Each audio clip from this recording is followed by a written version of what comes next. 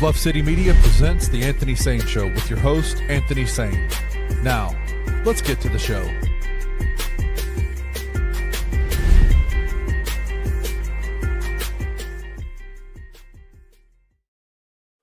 What's going on, everybody? Welcome to the Anthony Sain Show. This is, of course, your host, Anthony Sain, out here in the suburbs of Horn Lake, Mississippi, a.k.a. Whitehaven. My guy, Kenny Stubblefield, is checking in from Collierville. Kenny, what's going on, my brother? My brother, we haven't even started the show yet, and the Jaren Jackson Jr. comments are starting, bro. It's on. Oh, yeah, I see that shit. As y'all can see by my attire today, it is still Monday.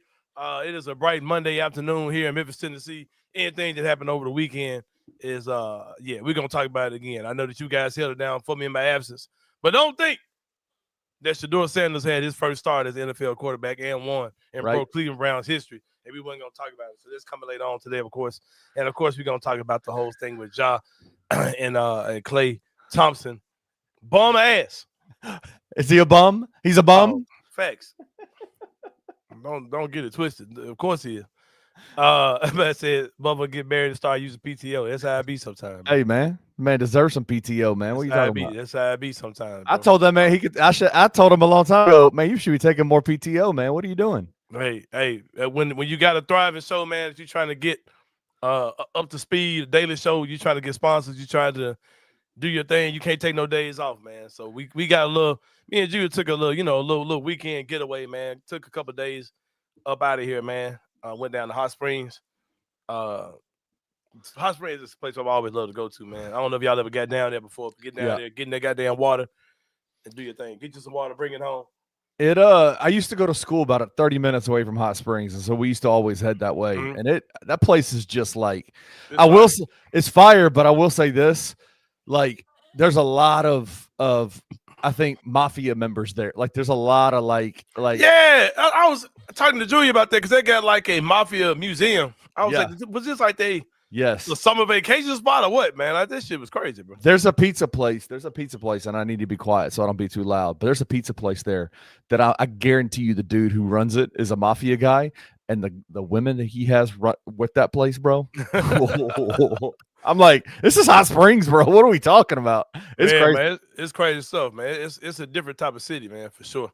I ain't gonna get too deep into the weeds, man. I ain't gonna get too deep into the weeds with y'all at all, man. But we are here. This is a second Monday edition of the show. Like I said, I am going to talk about everything that happened this weekend. Is that what it is? Is it Epstein's Pizza, Chris Anthony? Is it the place where they go? It can't be called Epstein's Pizza, bro.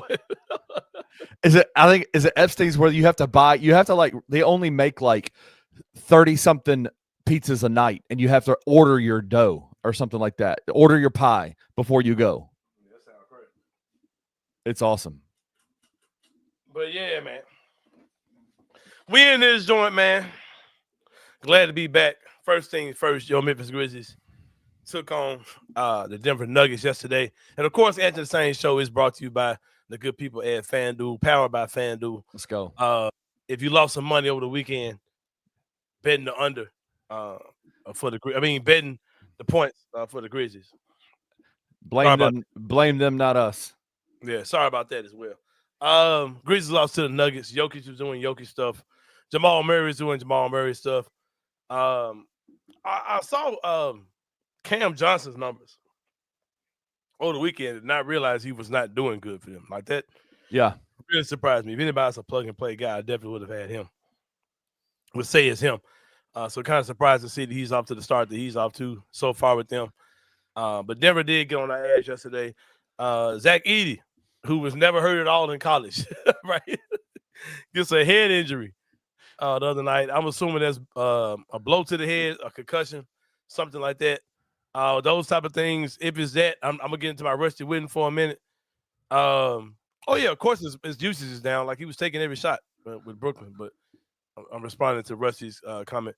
But I don't know. I'm gonna get into my Rusty Witten bag for a minute. I'm assuming there's some type of concussion type protocol or something with him. Jesus Christ! And if that's the case, he's probably not gonna play the next game either. But oh man, it's just crazy, bro. You get a good matchup against Denver, and you think that they got guys out. You got Edey, who's been a good matchup for Jokic. And yeah, it's horrible, man. It's horrible to see.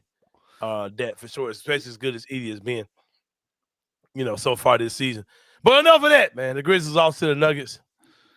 Let's keep it moving, man. Jaren Jackson. Come on, man. Come on, man. Come on, Jaren. How, brother? How are you this bad? It just doesn't make any sense, man. And anybody who knows me knows that I said this last time we talked about this. Jaren is my favorite player in the league. I don't root for anybody to be good more than Jaren. Having a guy that's 6'11" with the skill set he has. I'm a big Kevin Garnett fan, right? So yeah. It was probably my favorite player of that era. And having a guy who's got that same set of tools as KG, like, yeah, I want that dude to be good. I want to see him maximize on my team.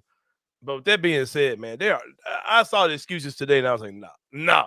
The excuses got to end for Jaren, man. All the stuff about East Lowe's killing him. No, man, no. Stop it.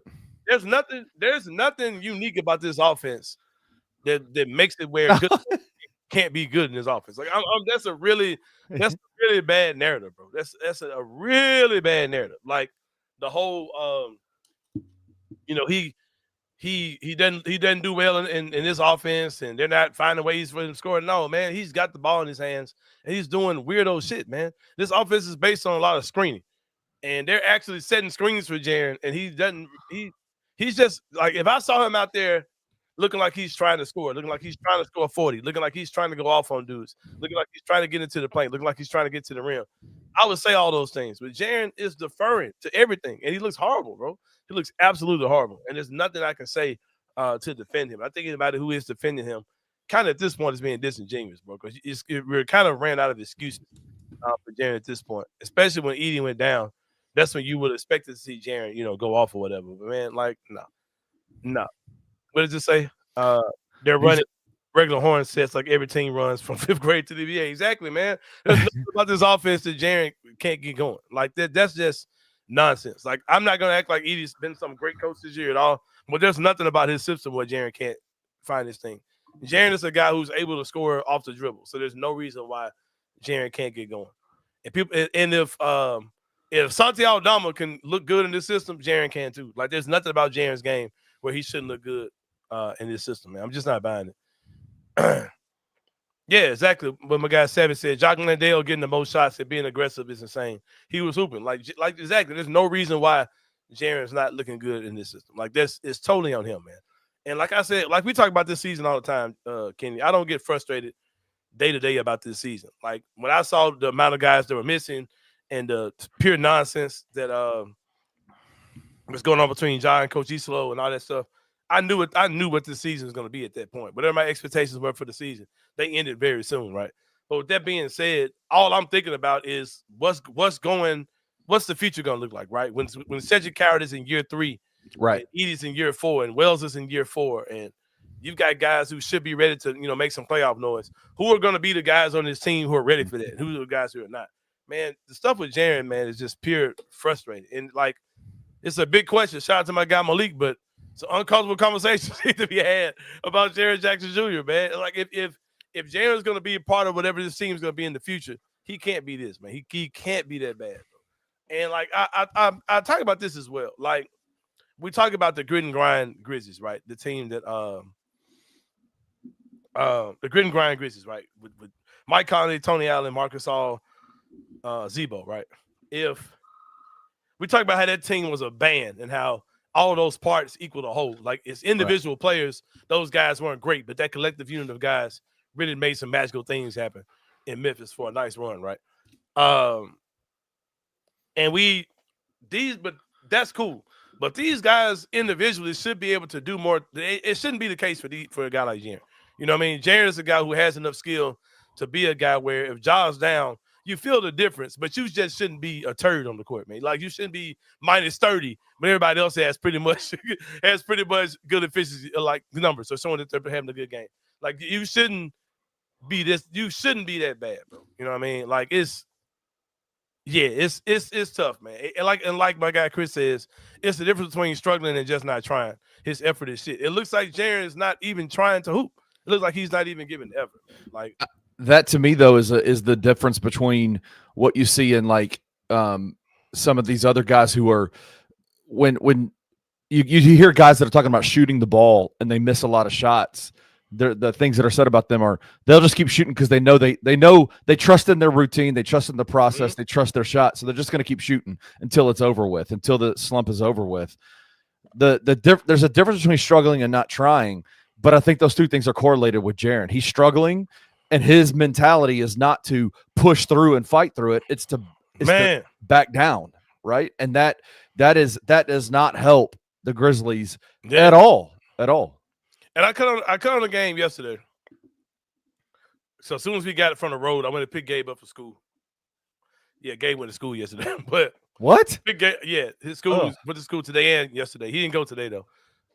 It kind of helped because with us road tripping, his mom went out of town too, so it kind of made it easier for her to just take him to school, just to pick him up there because we would have to try to leave early and all that type of stuff to come get him. So it was cool. But I got home yesterday right in time of the game, so I'm watching the game, and I'm watching Jaren just like taking threes, missing threes, not being aggressive at all, like just not looking engaged. I'm like, bro, it's horrible, bro. It's horrible to see how bad he's been. I ain't gonna lie, and I told you this. I don't know if I told the whole group chat this, but when Jaren changed that number, I've heard Rusty talking about the number. I heard Rusty talking about some pretty horrible Thanksgiving food as well in that show. Talking about some Skittles and that man said veg all casserole. Like veg all casserole. Man, what the hell? Man, talking about hash brown casserole for Thanksgiving. If I get that shit every weekend at Cracker Barrel, what the hell are you talking about, bro? That man said, that shit is good, man. That man said, we get veg all and like veg all. Veg all? What the hell? Come on, bro. You tweaking, bro. Like, yeah, but you might want to eat this shit during the week. Man, that man's too big to be eating veg all casserole, man. What you talking about? I put in the comments, I said, rest ain't gonna lie, that shit sound horrible. But no, man, I knew, bro, when Jaren did that number change, not the fact that he changed numbers, but the goofy logic behind it. So, yeah, man, Jaren on some other shit right now, bro. Like, Jaren in the clouds. Like, he ain't – I don't know. I was like, no, Jaren would have a weird-ass season, man. Like, that – it bothered me, the stuff he was saying when he changed his number. Like, bro, first of all, it's not your dad's number, bro. Like, your dad was number 2. Like everybody knows your dad's number 2, bro. Like, stop it. Like, what your dad won that number like 5 games for the Clippers. Like, he worked for 5 minutes in the it's being weird. Like, the whole thing was just super weird, bro. So I was like, all right, bro. I kind of see what's coming with Jaren. Like I said, I'm a Jaren guy, man, and I'll forever rock with the man. I want him to be a great player, but him not stepping up, you can't constantly. Zach Kleiman had Dylan Brooks, Desmond Bain, Jaren Jackson Jr., Ja Morant on the same team. You moved off to Dylan because he was just a total head case. I totally understand why they moved off to Dylan. We haven't replaced him with anybody who's got that type of edge like him. We haven't had a guy that's a culture guy. Dylan, if nothing else, Dylan's a culture guy. That's undeniable, bro. I don't really put too much into what he's doing now because it's the same stuff he was doing the first year, but when we absolutely sucked, Dylan was going off. The Phoenix team has been good. I think they'll come down to earth. But anyway, you trim that down and you said, I think that Jaren, Ja, and Dez are our guys, right? Then you got rid of Dez. I think Ja and Jaren are our guys. Ja and Jaren aren't your guys, bro. Like we've seen this year that this is a perfect case study. Those two dudes aren't your guys. Like, that's just not this is not. And I'm seeing what Sharon's saying. She said he's trying late last night. He shot too many threes. He was 6 of 8 from 2, but they telling him to keep shooting threes. So you're not a leader, bro. Like, that's the point I'm trying to make. Like, if coaches say a lot of stuff all over the NBA, but leaders and great players on teams say, okay, coach, respectfully, fuck you. We about to go play basketball. Like, that's the history of the NBA, man. These guys, they're not looking to the sideline to see what play they want coach to run every game. These guys have freedom within the system. Like, these guys call 12 and call 13 all the time, or call 8 or whatever all the time. Like, they have the liberty to do that. And Jaren is, I don't want to hear this stuff about what they're telling him to do. And no, man, that's the problem. That alone is a problem, bro. If they're telling you to do this and you're watching your game suck and you're watching the team suck, that is a problem with Jaren. I'm not. That's what coaches do. They want to try to rein these guys in. The fact that he's doing that, and there are people quoting saying that coach was saying they wanted Jaren to do more. So, coach, don't worry about it. No, man, you should worry about it. Coach should worry about it. You know what I mean? That's the part I'm saying. Somebody says, is it rebuilding time? If you don't realize that they're rebuilding at this point, man, I don't really know what y'all want to say. Like, I don't really know. Yeah, I mean, clearly. this season, man. They're trying to set things up for the future. It's not like a full out tank. Let's get rid of everybody, rebuild. But they're trying to see what the next step is going to look like. I mean, that's pretty much obvious, bro. They're doing those type of things. But yeah, he's just got to be better, bro. He can't be this bad. Like this is year 8 for him. He came into the league a kid, so you have to kind of pace him. You can't give him grown man expectations in year 3, year 4 because he came into the league as a kid, an immature kid is that. He came into the league kind of like Gigi is now. But it's year 8, man. Like Jaren cannot be this bad, bro. Like he just can't. Like and I'm not saying that because I can't give a fuck about anything got to do with this season. But Jaren didn't even look like a guy that you want when it's time, in a couple years or whatever you're trying to do, man. It's terrible, bro. And somebody asked, do you trade Jaren? If they did, I wouldn't be mad. I'm not saying aggressively go out there and try to trade him because I'm not really sure what you would get back in a package for him. Jaren for Laurie is something that I've talked about, something that Chris Ingram definitely has talked about a lot. I can see something like that happen. I can see Utah biting on that. I wouldn't give away too much outside of Jaren for him. I'm not even sure their numbers even match up. I think they do. But yeah, sign me up for that shit. I would definitely do Jaren for Laurie. Yeah, and the contract he's got, you got to get something back, man. You got to get some good pieces, even if you're just getting a bunch of guys that raise your floor of this team. Curious, do I see this as a power situation or no? I've been saying this forever. If Jaren goes somewhere else, more than likely he will be really good somewhere else, and you have to weigh how much you care about that. Exactly. It is what it is. Like we can sit back and revise history with Pau Gasol. And more than likely, what they got back for him was a mistake. The trade was a goofy trade, but was Powell going to be the guy to lead the Grizzlies to where they specifically wanted to go? If Orlando goes to the conference finals in the East, which I don't think they will, if the Grizzlies, if Cedric Coward ends up being really good, I don't care one way or another. I'm not out to say trade Jaren. Perfect scenario to me would be Jaren falls to like the 4th best player on this team, and you don't even have many expectations for him. But at the price point you have him at, that's a lot of money to be paying your 4th best player. You know what I mean? But right now, he's looking like the 4th best player on the team, and sometimes looking like the 5th. So, yeah. So, I mean, I think the part that is the most frustrating is that it's clear he likes to play with Zach Edey, and he likes to play with Steven Adams. He likes to play with those guys, those bigger centers. But the fact is like, you saw them last night for the 6 minutes Zach Edey was in the game, and they look good. And then Zach Edey went out, and Jaren just folded, right? Like it just went back to exactly what it was before Zach Edey got back. And it's just not. You cannot pay the dude that much money and it be so contingent on having his guy out there with him, right? Like I get that not having Ja, not having Zach out there is tough for him. But at the same time, bro, like you've got to be able to rise above it. You have to be able to fight through that. Mm-hmm. Like what my guy Chugs and Bug says, sad truth of a young player who probably wasn't coached hard enough and hasn't been forced to improve, drop bad habits, etc. A no-nonsense coach would probably force him to max his talents. I see a lot of people talk about to go back into the revisionist history. This isn't that, but the perfect coach for Jaren would have been JB Bickerstaff. Man. Yeah, I think JB and Jaren would have been the best tandem for his career, for sure. Jaren's success is so reliant on other players being available that honestly makes him even more worthy to be traded with our injury luck. Do you care about who he is and who we see him 2 to 4 times a year getting better production on this team?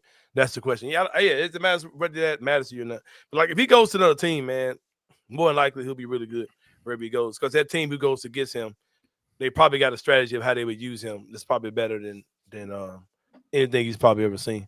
The Powell to Jaren comparison is more about dialogue, not performance. Jaren's really not too far off than where Powell was. Powell was a better rebounder, but as far as like points per game, I want to say Jaren actually scored more than Powell did when he was here. To be honest, I wish they would lose every game by 1 point till the end of the season and same for Orlando and Phoenix.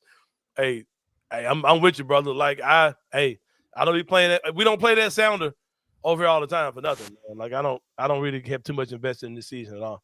There's just too much stuff going wrong. Because we thought we'd possibly get what's my guy? Ty Jerome back in the first 6 weeks of the season. Add 6 more on top of that. You won't see that dude until 2026. And he's supposed to be a key part of what you do. Yeah, they both sit at 18 points a game. Powell's West the rebounding advantage. All right. Powell's a better rebounder and playmaker. Rebounder and playmaker. I don't know how you say that, bro. Oh, you mean like passing the ball, like assists? Yeah. I'll say Jaren's offensive game is better than what Powell's was. But yeah, man, Jaren's just got to be better, bro. Like I said, anything that people are saying other than cornball shit about Jaren, I can pretty much get with. Anything people are saying derogatory about him or that's critical about him, I don't have much of a counter to what you're saying. But yeah, I don't know what they do with him, man. Like I said, if there's a trade offer out there for him, you can't look down at this shit, man, for sure. Yeah, could I see Jaren getting with the right team and like looking like a total different player or just looking really good in what they do? Yeah, but for what we need him to do, he's just not doing it this year, man. It's really disheartening, bro. It's really deflating for sure. Yeah, you gotta. I mean, it is. This isn't about just. I don't think it's disrespectful to Jaren to have this conversation as a Grizzlies fan, and as you're talking about the front office. I think it's become. There's not many guys that are untouchables when it comes to trades, right? Like there's just not many dudes in the NBA who are. I mean, we see that with Luka. We saw that with Luka Doncic last year. Like that man got traded when everybody thought he was an untouchable person. If there's a trade that comes, if they start pursuing or even trade offers start to come their way, it would be they got to do their due diligence and look at them and see what it does, like what they could get back for a guy like Jaren with the contract that he has. Mm-hmm. Yeah, you got to look into it. You got to see what's out there. Don't take no bullshit for him. You can't angrily trade him. You just got to see what's out there. I wouldn't be against it, man. Like I said, and Jaren's my guy. If I'm saying it, you probably need to listen for sure. But it sucks, man. It sucks how bad he's been, bro. It's been really bad. There aren't any, like, the excuses can get out of here, man. Like, there are no excuses for how bad he's been. Like, none. Like, none, bro. Like, there's none at all. Like, there's so like, seeing Jaren, like, I couldn't deal with it, man. I'm watching the game. I'm like, man, Jaren's dribbling the ball, turnover, on the ground, bad fouls. I saw all this like in the first 2-3 minutes of the game, bro. I'm like, man, come on, bro. Like, you have to be better at this, bro. You really have to be better. You have to be better at this for sure. Yep. But also over the weekend, let's get into it. I'll give you my timeline. Kidding me, I was we were I've had if y'all are wondering why my energy seems weird, I've had the worst headache forever. And I was talking to Julia about how I used to get headaches every day, bro. And I hadn't had it going on for months. Like, I haven't had any headaches, period, right? Everything was good. We were planning on going out of town this weekend, and we were thinking about leaving Saturday. We was like, no, don't leave Saturday because, one of my groomsmen, Jason Mitchell's birthday party this Saturday. Like, we're going to go to Jason's party. Man, I got the worst headache Saturday. Real bad migraine Saturday. So bad that we didn't even go to Jason's party like that. Like, the whole reason why we didn't leave Saturday was to go to Jason's party or whatever. Didn't go. We got up and went Sunday. The game was going on Saturday night. My head was hurting bad as hell. I was kind of keeping up with it on my phone, but I was in the bed. I've got a TV in here, but I was like, nah, man, I'm just going to just watch this, keep up with this shit on my phone, whatever. We win the game. I didn't even see. I went to bed as soon as the game was over. I kind of woke up to the stuff that was going on. Matt Infield texted me like, was y'all really talking about Pat Spencer? Pat Spencer, like Cam Spencer's brother. I said, yeah, man, I think he was. Probably was, man. I don't know. Whatever. So I woke up to that. I wake up and I see everybody, mouthing off about Ja. I hit up my guy, Snotty Dripping, and told him what I thought. He's on 10. He's going off like, bro, like, whatever, bro. Okay, he did. Even if he did, who gives a fuck? Like, even if he did, was talking about Klay. Like, why is Klay off limits to shit talk, right? You know what I mean? So I'm seeing all this discourse. I'm seeing all these think pieces about this, and Ja's getting destroyed by the national media, even by local fans, all these type of things. Let me say this too, man. Fans who there is a subgroup within our fan base that wants Jaren, that wants Ja gone, that wants to trade Ja. I'm not in that group. I think that it's kind of silly to talk about trading Ja simply because any trade for Ja is not going to get anything back. You're not going to get anything real. Like Ja Morant trades are wrapped around guys like Julius Randle and those type of things. So Get out of here. there's not a Ja trade out there that's going to be beneficial for the Grizzlies. Not in my opinion, especially when you talk about on and off the court, like what he means to the city.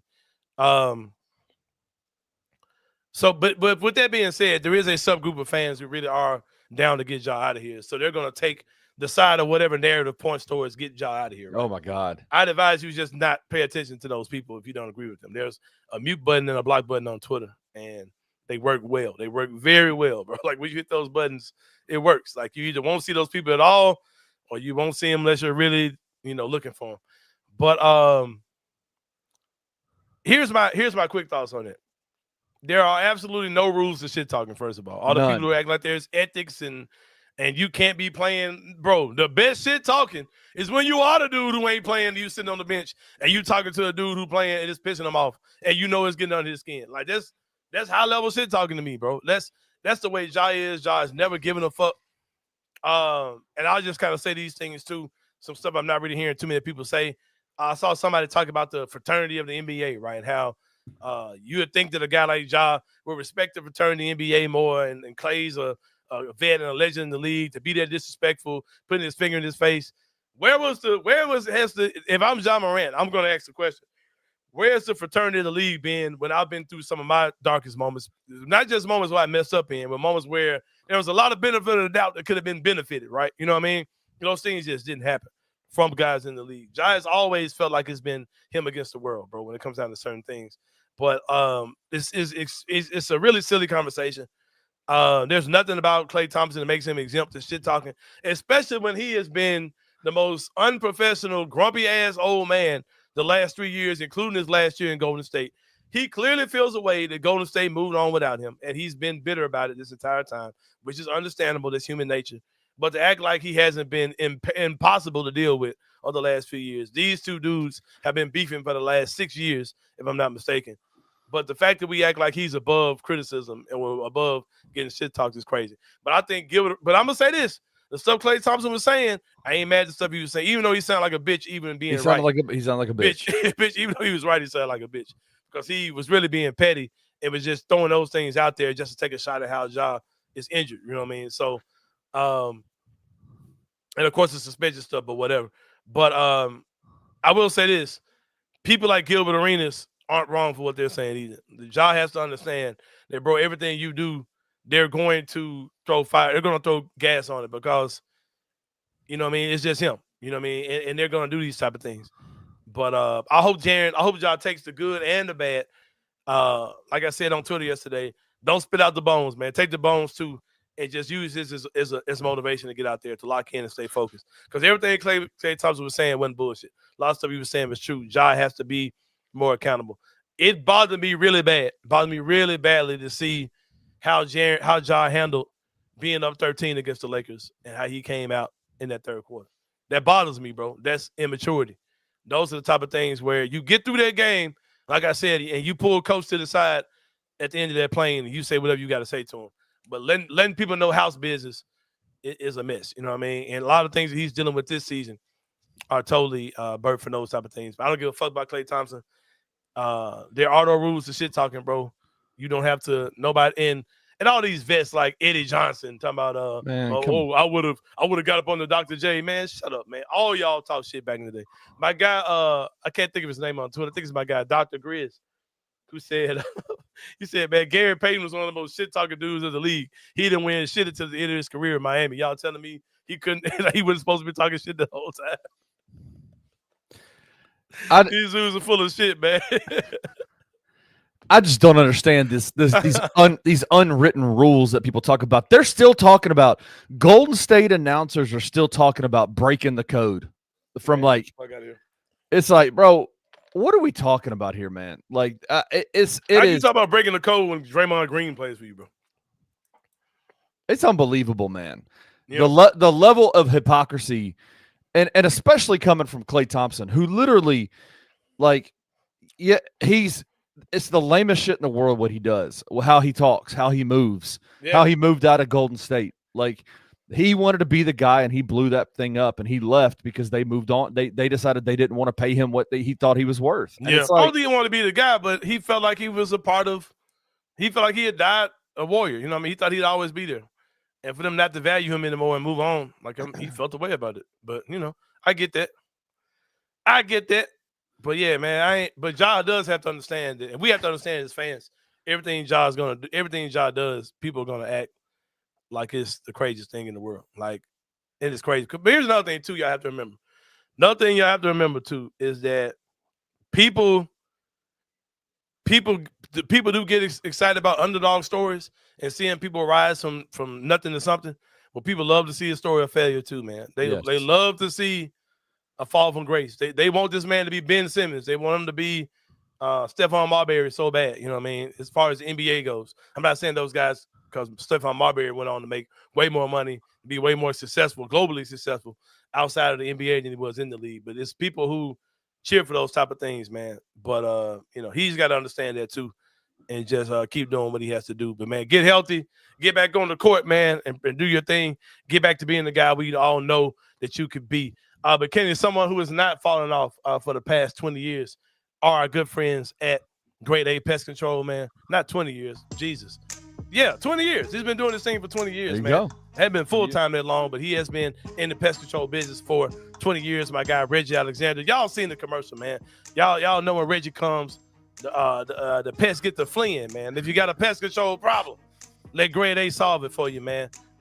They are the ones, man. The ones that reach out to, give them a phone call, 901-628-4867. Shoot them an email, gradeapservices@gmail.com. The best in the business. Great products. You saw the peanut butter chaps made a cameo in the commercial, Kenny Stubblefield. Yes, I love it, man. I love it.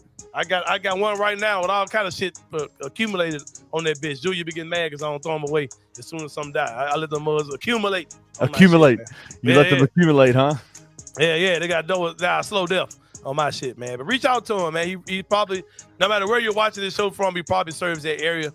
He serves the tri-state area. He serves Memphis, Shelby County, Fayette County, all those type of things. Get up with him. We're in the country for that commercial.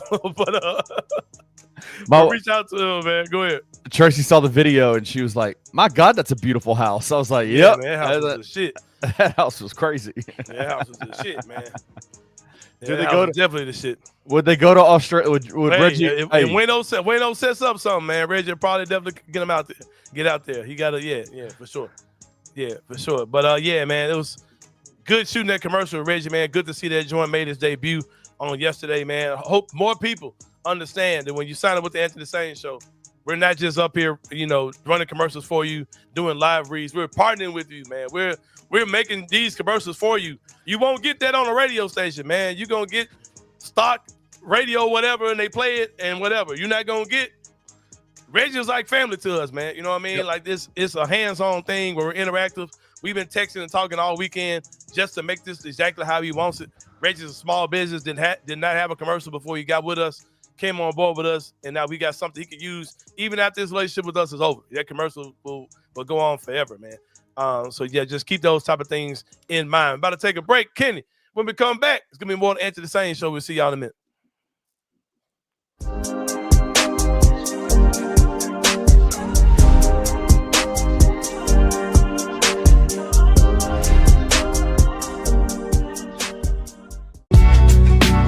In the heart of the Highland Strip for 27 years, Trilogy Tattoo has helped tell stories for Memphians for generations.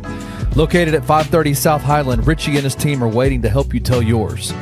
From tattoos to piercings, your body art should be as unique as you are. Voted a Memphis Flyer top 3 tattoo shop in the city of Memphis since day one. Your story will be safe here at Trilogy Tattoo. Open 7 days a week, Monday through Saturday, 11 to 11, and 3 to 11 on Sundays. They have convenient times waiting on you. Let Trilogy Tattoo help you tell your story.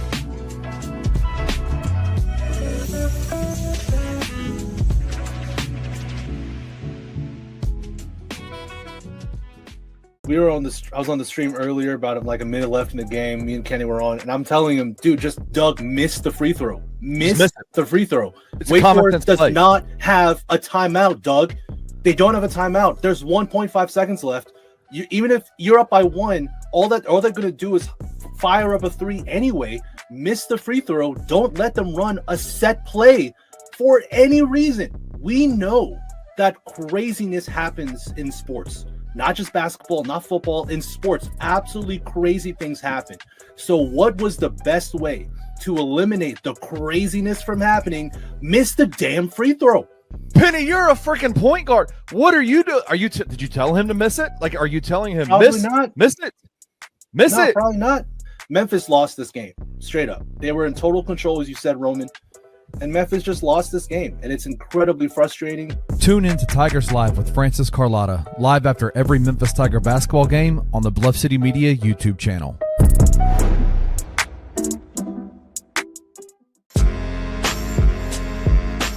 In Memphis, we know a thing or two about resilience. From the grindhouse to the Delta, we protect what's ours. But when pests invade your home, it's time to fight back.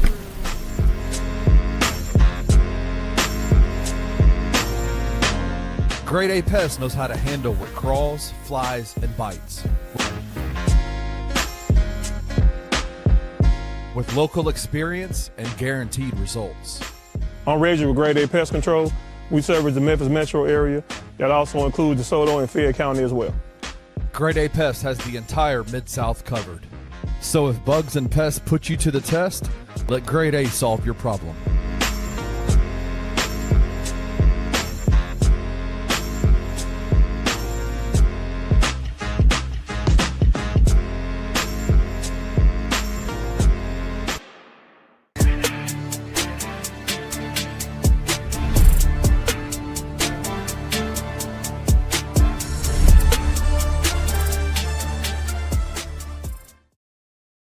All right, y'all. Welcome back to the Anthony Sain Show, man. Hey, that commercial was dope, man. That was my first time watching it in the show, of course, man. That jump was dope. That jump was dope, man. Reggie said, man, hey, I get you so good, I can play a round of golf in your backyard, man. Hey, man, I didn't want to wait. Where you get that flashlight stick from, man? Where you get that from? Hey, man, that thing is nice. I make a use of it, so man. Give me one of them flashlight sticks, bro. I can confirm that was a peanut butter trap. It smells like peanut butter. Yeah, yeah, man, for sure. Welcome back to the Anthony Sain Show, man.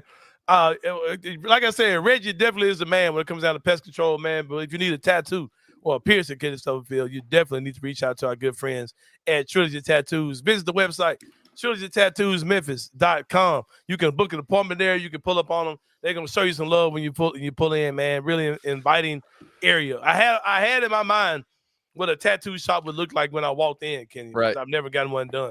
But plus I've seen others walking down the street. But when I walked into Trilogy Tattoos, I did not feel that way. If you're a first-time person getting the tattoo, it's a perfect place for you. You're a vet, it's a perfect place for you as well, man. Long time in the business, 27 years. Award-winning tattoo artists, award-winning piercers, man.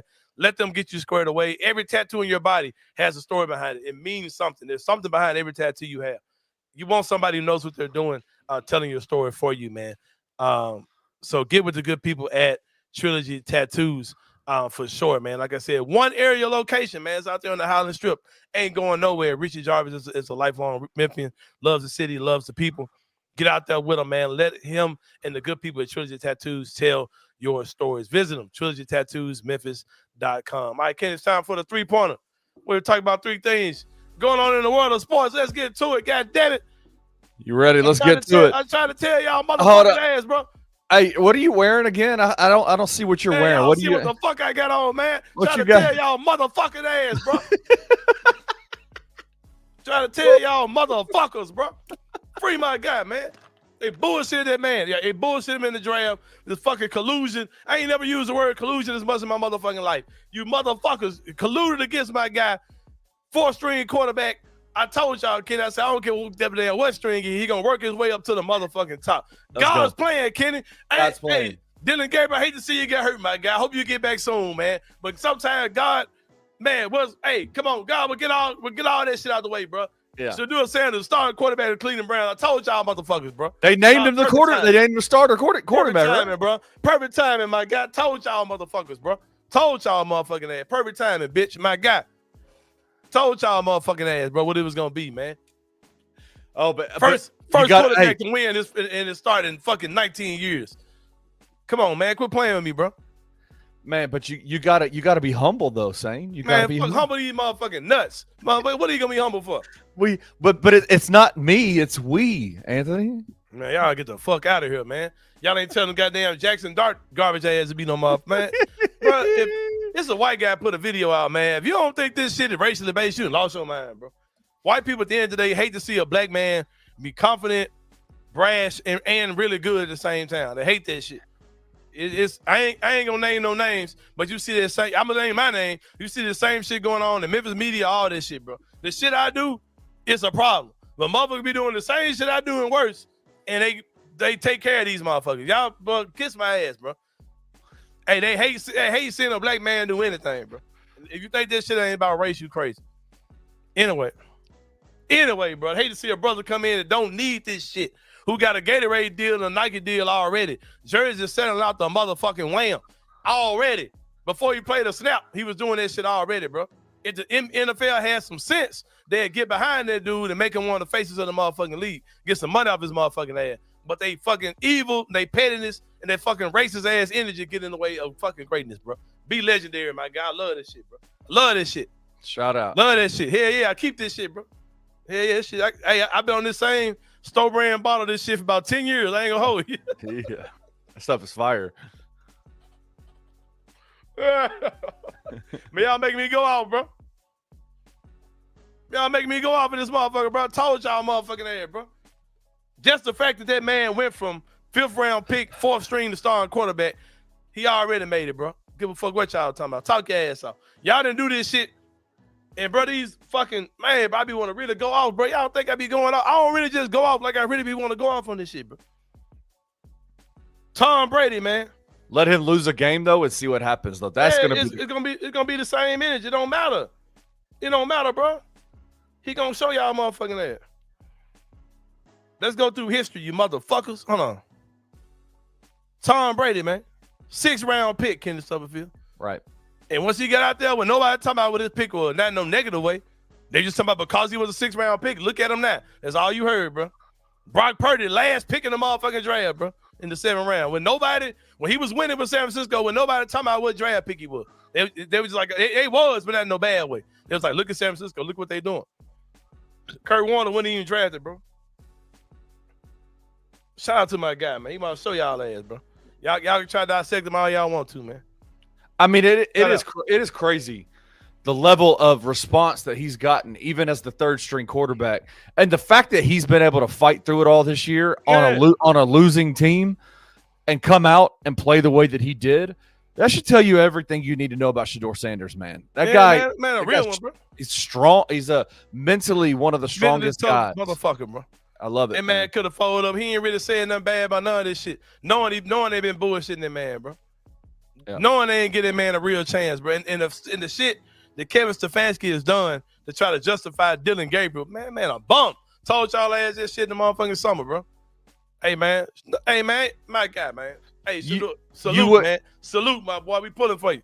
Wait, help me understand though why you wouldn't draft 2 quarterbacks in the same draft and start the one that's 5'3", a lefty, and throws the ball like a duck, right? Man, you got Shedeur Sanders, who's big, strong, can throw and run. All the boxes, man. Come on, man. I mean, he ain't no perfect player, man. But don't tell me that dude don't belong in this league, bro. That's just pure bullshit, bro. Pure motherfucking bullshit, man. But shout out to him. He's a rookie. Yeah, man. That man future bright, man. Hey, I ain't gonna lie.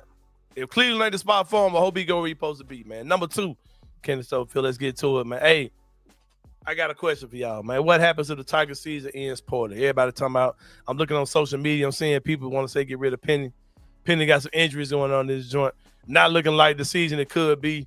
You lost to a number 1 team in the country in Purdue. Understandably, played well, man. Played well. Lost to a team like that. The Wake Forest game, total unacceptable, man. Totally unacceptable down the end. Not just not just the non-missed free throw, but just you take a 3-pointer up 2, you miss it, get the rebound back. Instead of kicking the ball out, the shot clock was dead. Instead of just taking the foul, you try to go back to the basket, you blow the layup. All those things that happened in that game against Wake Forest. I've said for a lot of times you can't really judge this season until conference play, because all Penny's really got to do look good in conference, win the tournament. You'll forget about all this shit. So it's just a matter of how that whole thing ends up.